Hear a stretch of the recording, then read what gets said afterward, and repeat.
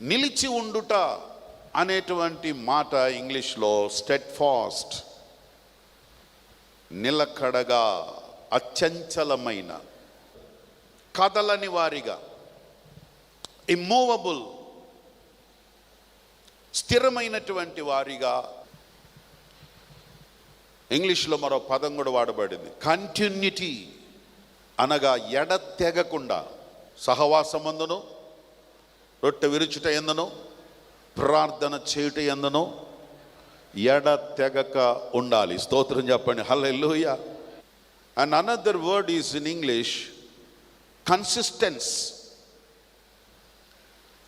ఏకరీతిగా ఉండడం. బైబిల్లో కొంతమంది పేర్లు చెప్పినప్పుడు మనకి వాళ్ళ ఐడెంటిటీ గుర్తొస్తుంటుంది. దానియేలు అనగానే ప్రార్థనా పరుడని, అబ్రహాం అనగానే విశ్వాస వీరుడని.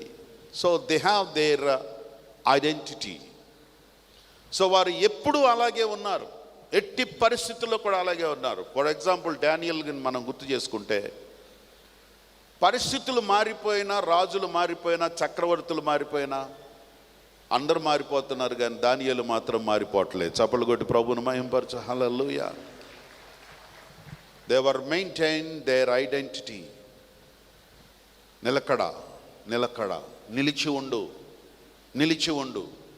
As a disciple of Jesus we must maintain our identity as a disciple of Jesus. యేసుక్రీస్తు వారు అదే చెప్తున్నారు, మీరు నిలకడగా నిలకడగా ఉండండి, నిలకడగా ఉండండి. You are going to receive the great power from the Lord.